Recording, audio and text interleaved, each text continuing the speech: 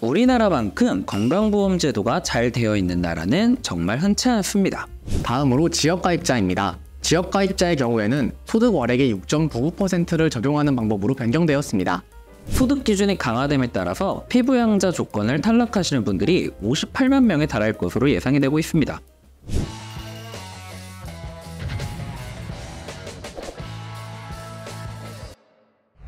반갑습니다. 우리나라만큼 건강보험 제도가 잘 되어 있는 나라는 정말 흔치 않습니다. 물론 많은 혜택을 받고 있지만 매달 빠져나가는 건강보험료를 보면 마음이 아픈 것도 사실인데요. 오늘은 이러한 건강보험료의 산정 기준이 개편된 점들을 살펴보고 어떻게 하면 건강보험료를 줄일 수 있는지에 대해서 알아보겠습니다.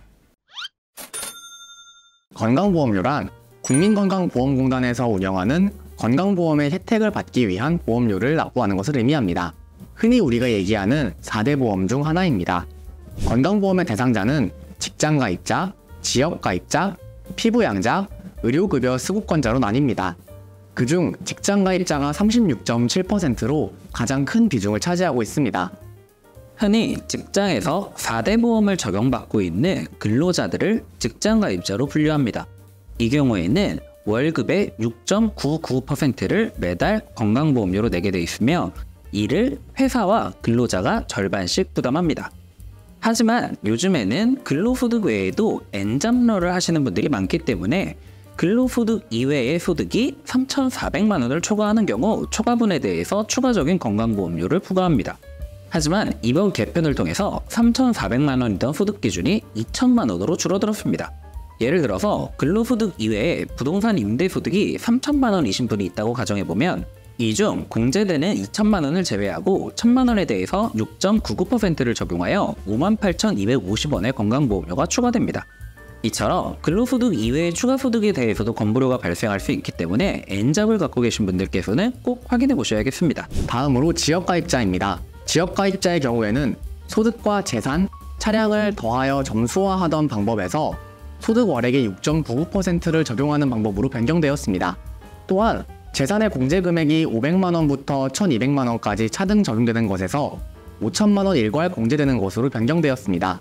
차량의 경우에는 과거 1,600cc 미만의 차량을 면제해주던 것에서 4,000만 원 이상의 차량에 건강보험료를 부과하는 방향으로 변경되었습니다.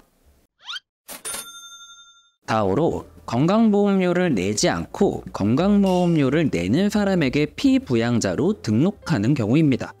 피부양자로 등록되기 위해서는 재산이 5억 4천만 원 이하인 경우 소득이 3,400만 원 이하일 때만 피부양자로 등록이 가능합니다.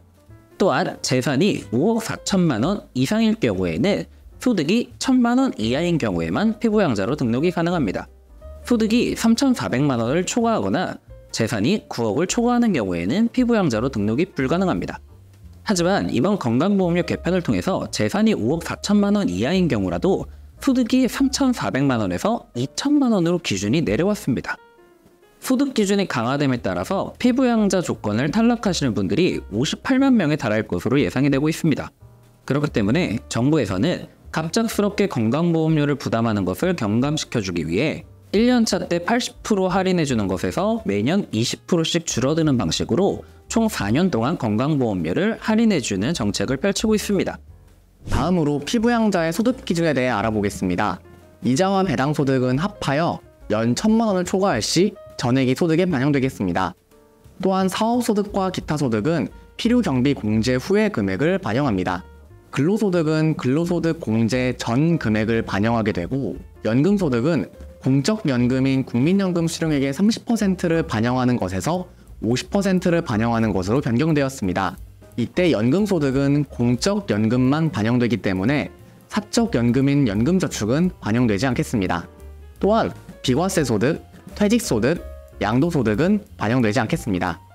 피부양자의 재산기준은 시가표준액의 공정가액 비율을 곱한 재산세 과세표준을 이용합니다.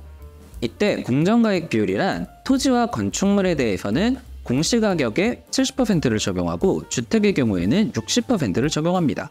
예를 들어서 공시가격이 9억인 주택이 있다고 가정하면 60%를 적용하여서 재산은 5억 4천만 원으로 반영이 되는 경우입니다.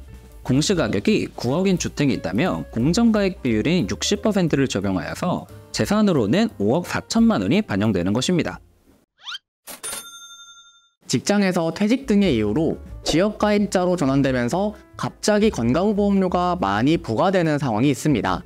이러한 분들을 위한 임의 계속 가입 제도가 있습니다. 대상자는 퇴직 이전 18개월 이상 같은 사업장에서 근로하셨던 분들로 1년 이상 직장가입자로 보험료를 납부하셨던 분들입니다. 최초 지역가입자로 전환되고 2개월이 지나기 전까지 신청할 수 있습니다. 보험료는 직장에서 내셨던 것과 동일하게 평균 보수월액의 6.99%를 곱한 금액의 50%를 적용합니다. 또한 직장가입자의 기준과 마찬가지로 소득월액 보험료를 적용합니다. 최대 36개월까지 임의계속가입자로 보험료를 납부할 수 있으며 후에는 직장가입자와 동일하게 피부양자로 전환이 가능합니다. 오늘은 개편된 건강보험료의 소득기준과 재산기준들을 알아보았는데요. 많은 혜택을 받고는 있지만 매달 세금처럼 내고 있는 건강보험료. 이러한 건강보험료의 인상을 막기 위해서는 소득과 재산의 적절한 분배가 필요하겠습니다. 오늘의 영상이 도움이 되셨다면 구독과 좋아요 부탁드리겠습니다. 이상 돈탐정사무소였습니다. 감사합니다.